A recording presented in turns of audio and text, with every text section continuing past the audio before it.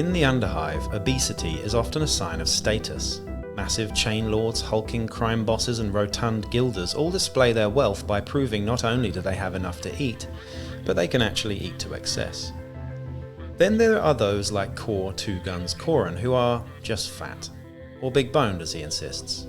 A clanless, gutter-born bullet scavenger from Dead End Pass, Core probably wouldn't have ever amounted to much if it hadn't been for a chance encounter with a rat-skinned shaman out in the bad zones. While hunting in the ash drifts for usable rounds, Core came upon an ancient ratskin surrounded by slavering ripperjacks.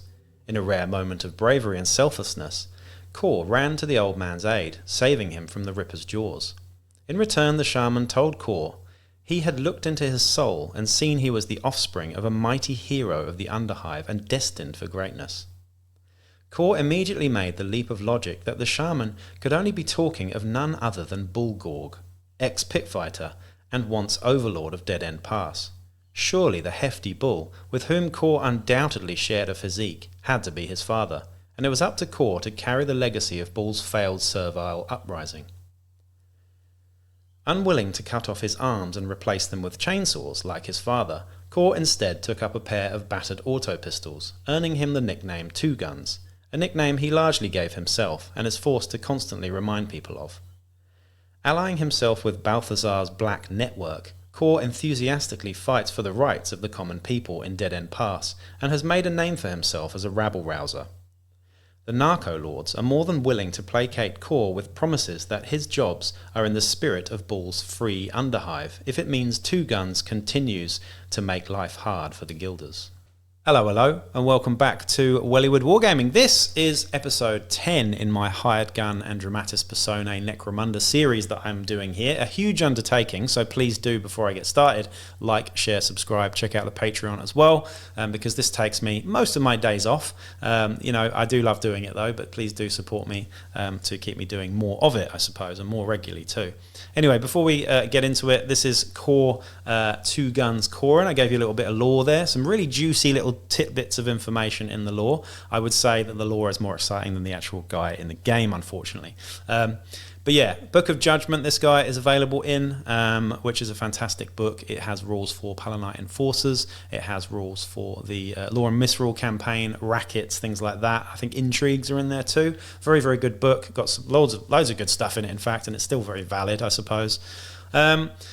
But this guy, Core Two Guns Coran, like I said, in the lore there, you've got a little bit of information about Bull Gorg. Now, if you did play it back in 95, you'll know about Bull Gorg because he was an actual playable Dramatis Personae in the last iteration of the game from 95, and he was a fantastic character, had two giant chainsaws for arms and just basically murdered everybody.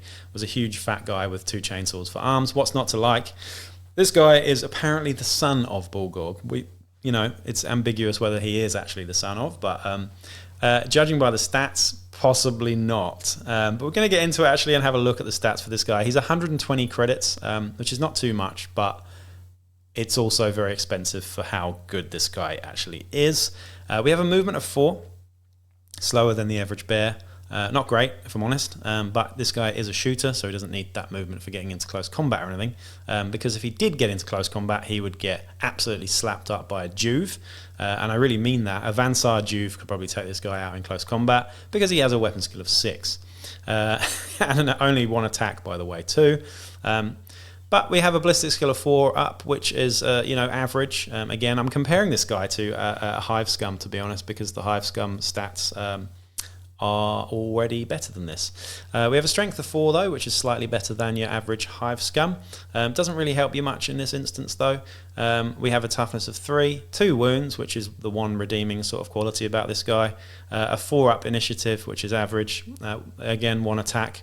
For the mental stats, we have a leadership of 7 and a cooler 7, which is 1 better than a Hive Scum. However, the willpower and intelligence are the same as a Hive Scum there as well. So for 120 credits, your stat line is pretty damn terrible. However, this guy comes with the gunfighter and inspirational skills. Inspirational's decent and gunfighter's very good. It negates the negative for shooting 2 pistols at the same time.